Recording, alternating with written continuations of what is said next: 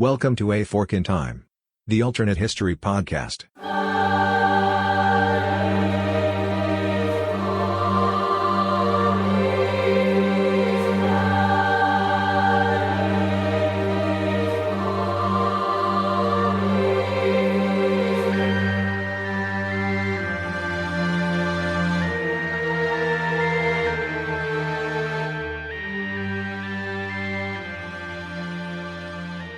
Hi to the good people. This is Chris with the rest of the Fork in Time team. I'll have everyone go around and introduce themselves. Eric, you knew I was going to preempt you after last time.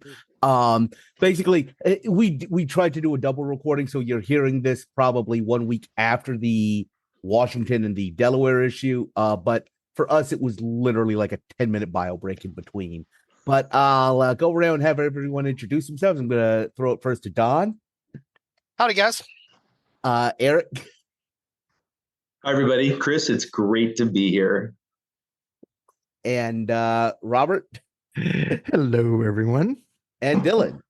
I wish everyone could see how much I'm groaning right now between these two. So this was a topic that, again, we kind of came up amongst ourselves with. We wanted to do kind of a seasonal episode, and I guess even by the time this is released, it's still somewhat seasonal, around the Battle of the Bulge.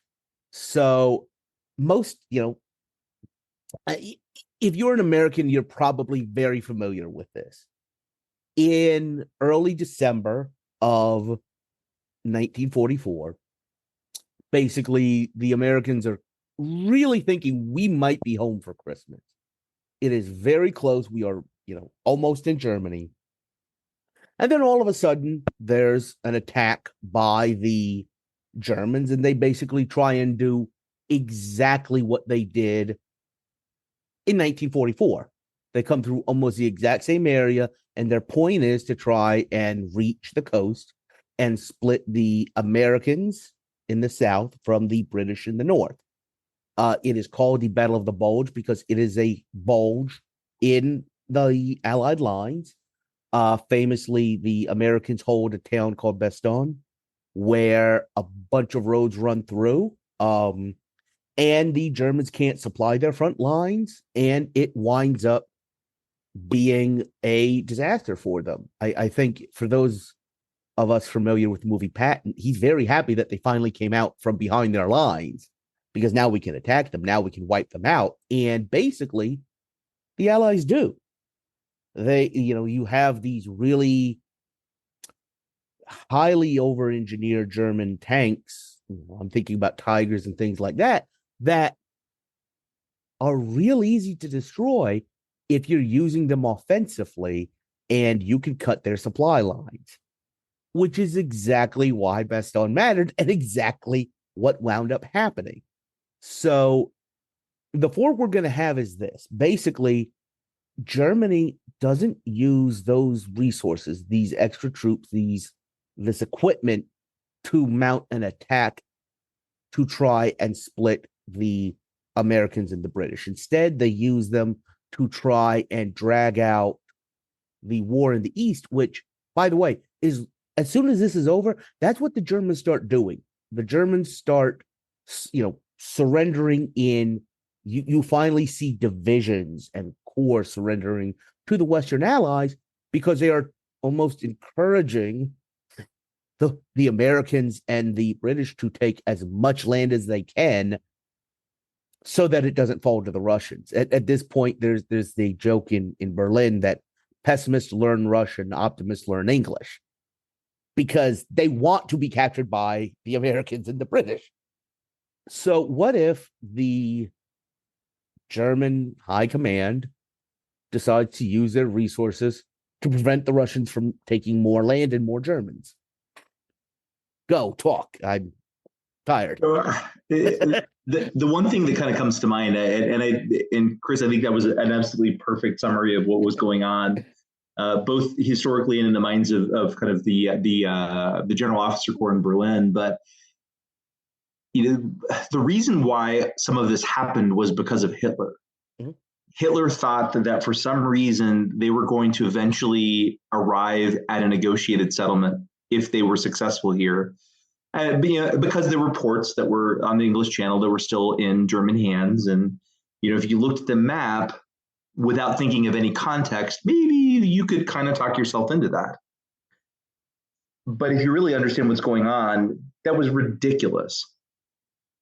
So does this require Hitler to be gone? Does this require some sort of coup, or Hitler dying of natural causes? Well, we're going to say natural causes in quotes because, who really knows what that means in Germany at that point? But does that require Hitler to be out of the picture? I don't think so.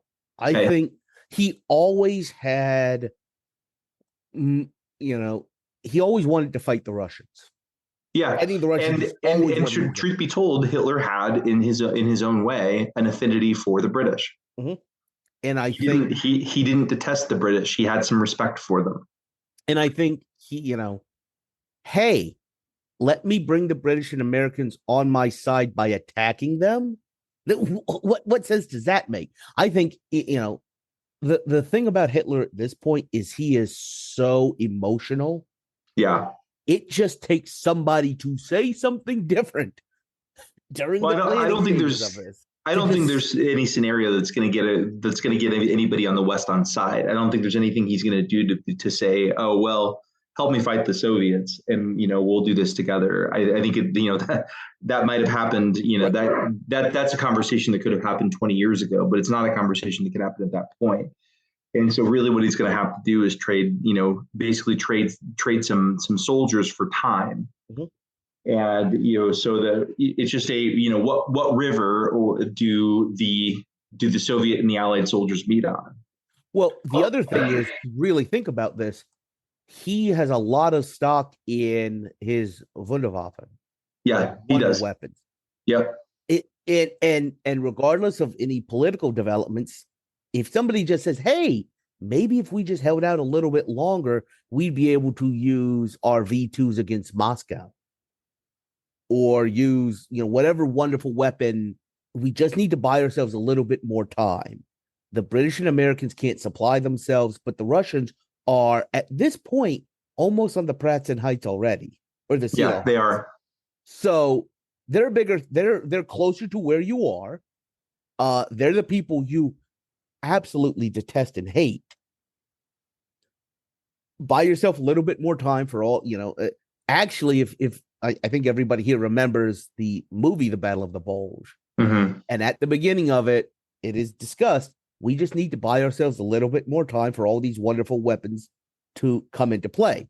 Now, which wouldn't have mattered. We know at this point that none of that would have mattered, but we're also dealing with the distance between the Western and Eastern Front is still really significant at this point, because the area of real estate we're talking about in the Ardennes forest, this is kind of the confluence of Belgium, France, Luxembourg, and Germany. So for if everybody wants to get their globe or their atlas out, this is where we're at. And for anybody who's been there recently, it's an absolutely beautiful part of Europe. So, if you can go there, I strongly encourage you to go there because it's lovely. And in my opinion, it's some of the best chocolate in the world. but in 1944 is very different, but it is heavily forested still. And so it's a very difficult place to fight. Mm-hmm. Especially with armor. This is why they were successful there in 1940, because nobody thought you could actually bring a sizable force through there. Well, and if we were fighting this today, it would be a very different type of mobile infantry that would be fighting there. But that concept didn't exist at that point. Right. So in our timeline, in our fork, we've actually got these. Basically, you allow the Americans and the British to have Christmas turkey in their foxholes. You leave them where they are because I don't actually believe this, but I think most Americans, there was, and I'm going to take credit for this joke. I don't care. One of the suggested forks was, what if instead of Patton, the Americans, or Eisenhower had let Montgomery try and relieve Bastogne. And in the discussion channel, my immediate reaction was they'd still be waiting. Montgomery wasn't exactly known as a slash and push general. So there's probably something to be said for you're pretty safe with him, while Zhukov is, and he's almost within commuting distance of the Reich Chancellery. So for all of these reasons, I think it's very reasonable to think that's where we should have these troops. And by the way, the King Tigers that they were using are actually really better suited to being used out there, because these tanks have guns that can hit a target miles away, but you need to be able to see it miles away, which you can't in a forest. No, they're meant to be used on the Central European plain. Mm-hmm. Yeah, no, 100%. And in a place like the Ardennes forest, they're probably largely of detriment, because they're not going to be very effective. They're not going to be very effective. They're not going to be able to be maneuvered, and the way that they're pushing forward extends their supply lines. And these are not hybrid tanks. These aren't Tesla tanks. No, they guzzle gas. Oh, like 5 miles to the gallon. Yeah, type guzzling. And that is like the critical thing for Germany right now. So hey, dig a hole, put them on some heights where the Russians are trying to cross the Elbe into it. That makes a lot more sense. Yes. So in this fort, Chris, this is December of 44, moving into January of 45 is when the Battle of the Bulge happens. The conflict in Europe ends in May of 45. We're half a year away from that. In our timeline. Yeah. Okay. So what's really different? At the end of the day, how much more territory is kept from the Soviets, for example, if forces go in that direction? How much does the timeline change? One argument can be made, if this doesn't happen, that you haven't slowed the British and the Americans down, they're coming faster, right? So they get to Berlin maybe well ahead of May of 45 under this scenario. So I think it's the opposite. Okay. So you have a major Soviet offensive that's already going to be in our timeline underway in early January. I think if you have a German, anywhere close to an equivalent German attack on the Eastern Front that fights this, you're looking at, not only do you give the Americans time to shore up their supply lines, to figure out logistics, not just with crossing the channel into the beachheads, but solidifying their logistics across the Atlantic, which is still mostly been resolved after the naval issues from early in the war, but still kind of problematic. I don't think in the middle of winter the Americans and the British are going to go anywhere if they don't have to. But no, I think that's right. I think that the positioning is better, and I think those early spring offensives are better. Yeah, so there's one of two ways it could go. You could either have the British clean out the Scheldt and fully get the port of Amsterdam and Antwerp online. Yeah, but I can see that. Yeah, but there's not going to be any major, offensives, right. I think. Whereas if you have these German troops going up against the Soviets, I think there's one of two ways that it goes. The Germans catch Zhukov and the still building up Soviet forces by surprise, because it's a couple of weeks before they were planning on their offensive, and push the Soviets back. Or I think more likely, given the state of German supplies in general, I think the Germans just get railroaded and they get either captured or encircled, as the Soviets are cleaning up Warsaw and Poland. And that just opens I think that's totally right, Dylan. I think you're exactly right. I don't think it does anything in the north. I think that the Soviets are so bound and determined to capture Berlin. Mm-hmm. I think they are so focused on Berlin. I don't think anything that this does in this timeline affects Germany or what we consider Germany today. Well, I see two possibilities here, Robert, I'm interested in what you thought. I see two possibilities. One is there was a time when the Allies held, again, very briefly, what we would consider now the Czechia or the Czech Republic. And then also there was a Soviet sphere of Austria, which included Vienna. And that whole scenario, that's a whole scenario implied a neutral Austria. Yeah, I wonder if the Soviets taking Berlin early, or presumably the Soviets are going to take Berlin earlier. I wonder if that ends up doing any damage to the German war effort in terms of how quickly, to use your analysis, Chris, about how the Germans were much more in favor of capitulating to the Americans. So if Berlin is now in firmly Soviet-held hands, do the Germans further west just start? I mean, obviously, you've got Operation Werewolf in some of the mountains and stuff for the real diehards, but do some of the more Western German territories and armies just basically be like, all right, come on, gates are open. Americans, you guys give me all the hot dogs and hamburgers you want. I just don't want borscht. I just want to go anywhere that's not the color red with stars on it.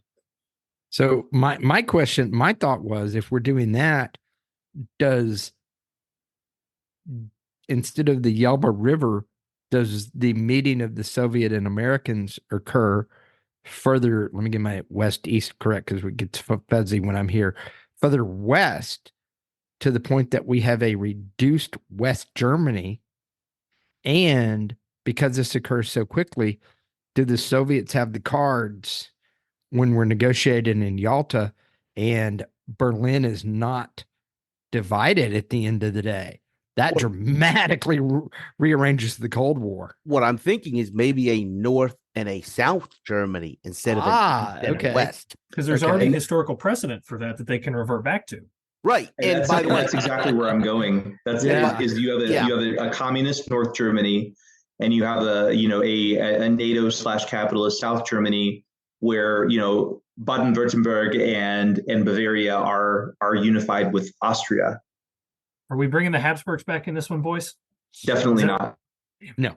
Do they? So what about their mutations are too excessive to get power. Yeah, I can't even imagine how big the chins would be at this point. I'm scared to even think about it. So for all the 90s kids out there, I was about to make a joke about the Crimson Chin coming back. Does Berlin get divided? Does Berlin? Yes. You still think it divides? I think it does. I don't know. I think there's an Allied embassy. I don't know that the Soviets, if they get to Berlin and go much further past it, I think they can get themselves in too much to be able to be willing to give it up. I think they might be willing to let go of the South in exchange for, some concessions, giving them total control of Berlin. And I think we get Czechia, we get Austria, they get North Germany, and so the overall balance of land is probably not that different. It's just the location's a bit different. Just shifted. Tilted. Which then tilted more than shifted even. Yeah. Well, and then also that also would put a Russian border, basically, or a Soviet bloc border, let's say that, on the border with France instead of German. If you grew up when Don and I did, the greatest fear was waking up one morning and finding out that the Russian tanks had begun rolling into West Germany. Oh yeah, absolutely. I don't think it's a French border. I think it's a Dutch border. Dutch. Okay, Dutch. I was trying to. The question then does NATO relocate and the early forms of the EU and some of your international NATO diplomatic infrastructure, does that relocate from Brussels and the surrounding area to someplace like Austria or northern Italy, where there's an entire defendable mountain range between the new Soviet border around the Czech Republic and Austria? That they don't have to worry about. Politically, is that going to make sense to do that? I mean, I agree. Brussels is too tenuous, but where do you put it? Is it politic enough to put it in London? Because Paris isn't even that safe. Yeah, you could make an argument that at least you can see the British arguing for it being in London because of the damage that they sustained during the war. At the very least, that's actually a good idea for it. I can tell you, as an American, thinking about a future NATO, where would I want it to be in that situation? And the only city that really comes up is London. I mean, as far as safe. Yeah. Oh, and the other city that I can think of in Europe that would be, fairly safe. Well, two other cities that would be fairly safe. One would be Rome. The other would be Lisbon. You think Rome neither would of be them are okay important then enough. because of the Lisbon. Oh, Lisbon's fascist.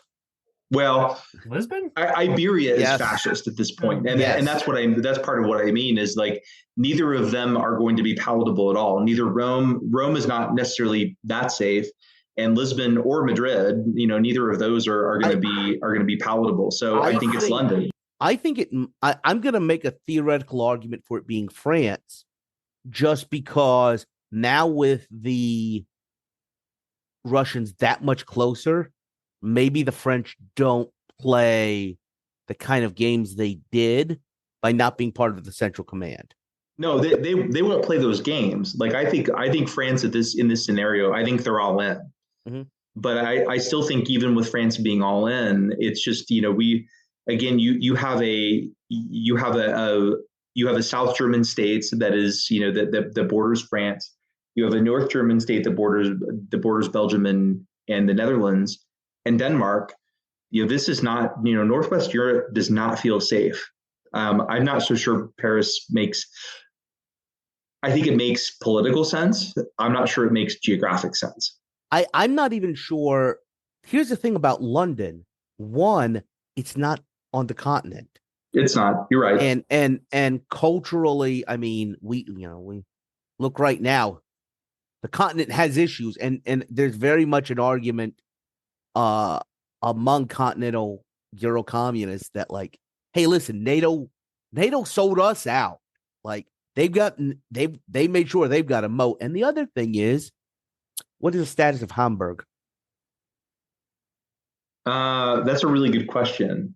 Because do we think the communists do we think it goes all the way to the North Sea there?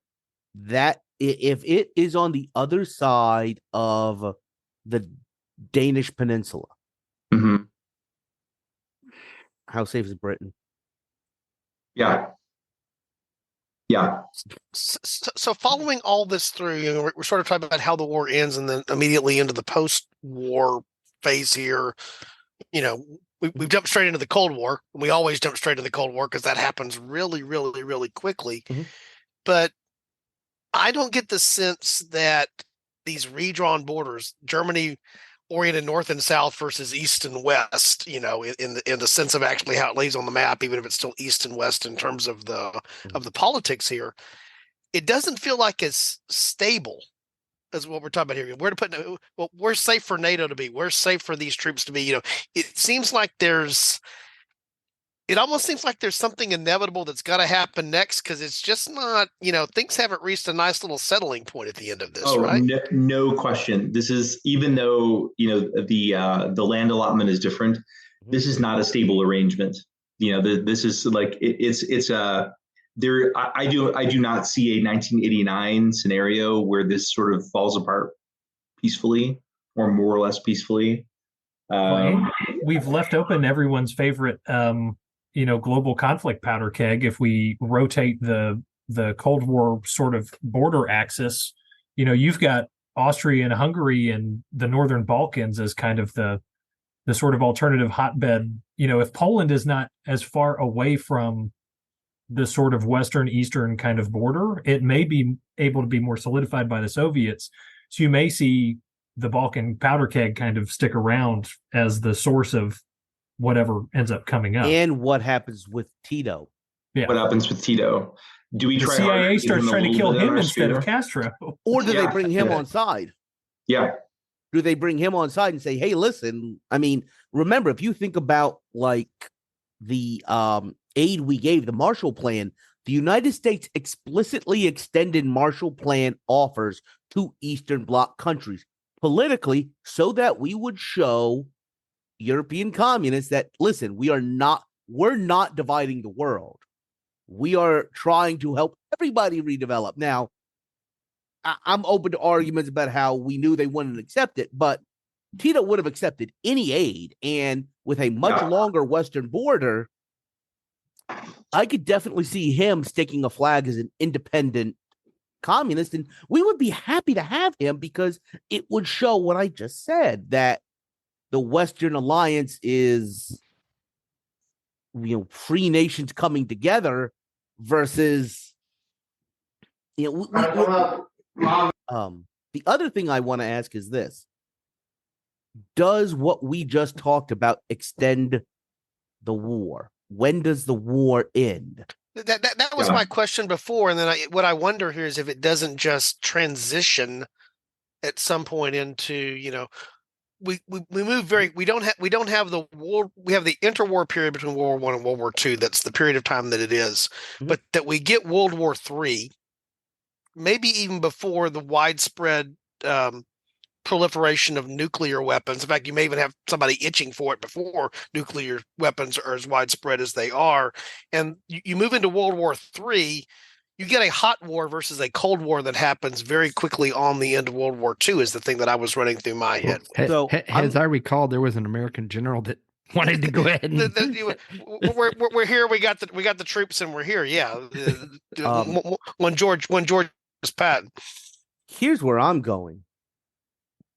It's conceivable that this extends the war into the summer, especially. Do you think this makes the war longer?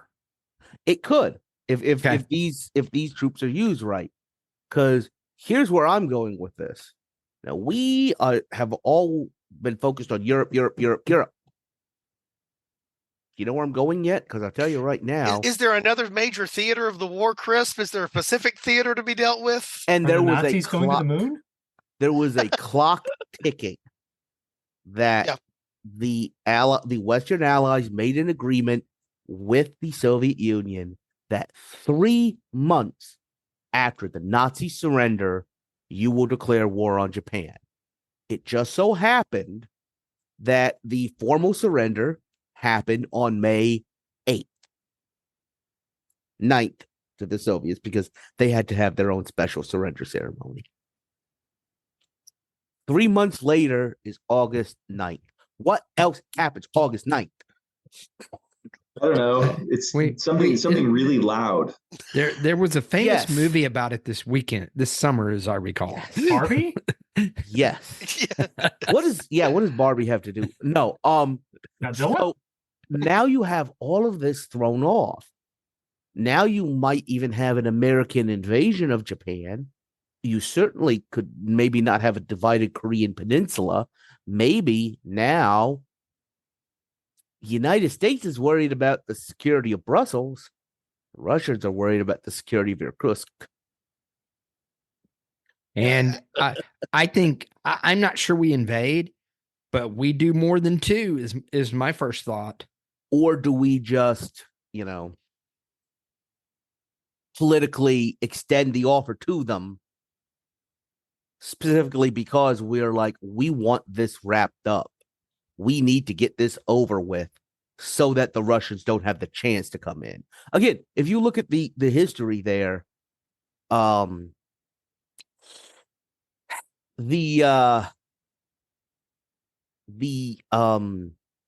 Japanese were ready to surrender if they were just told they could keep the emperor. Right.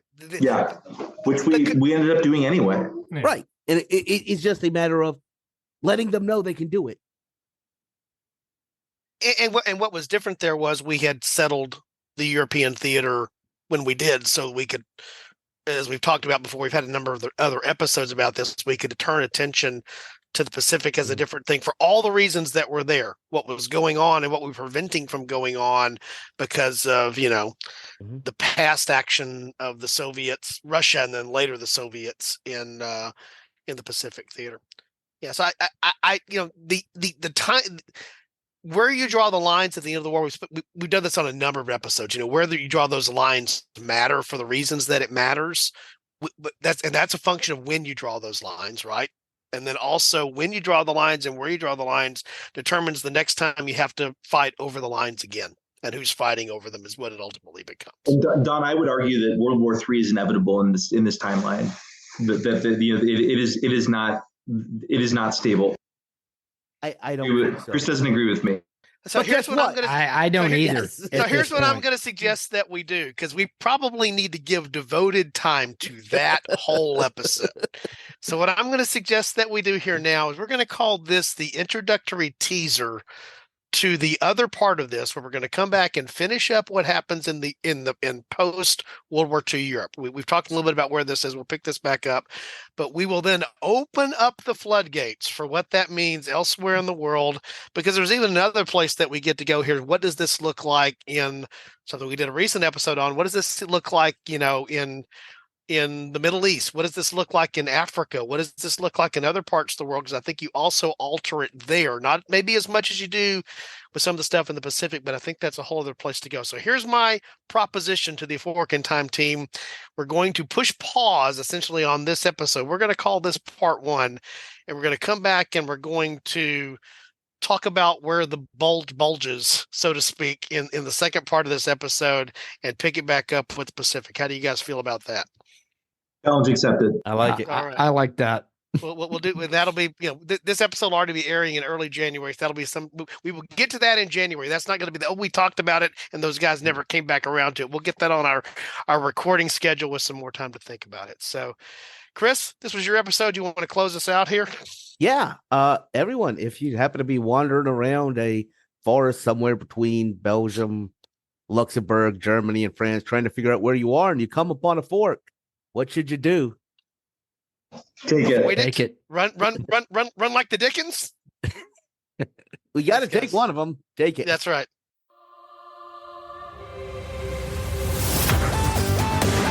Thanks for listening to A Fork in Time, the alternate history podcast. Learn more and provide feedback by visiting our website at www.aforkintimepodcast.com. Connect to us on Facebook at facebook.com/aforkintime or follow us on Twitter at AFIT Podcast. If you want to support the show financially, visit our Patreon page at patreon.com/aforkintime. We hope you will join us next time.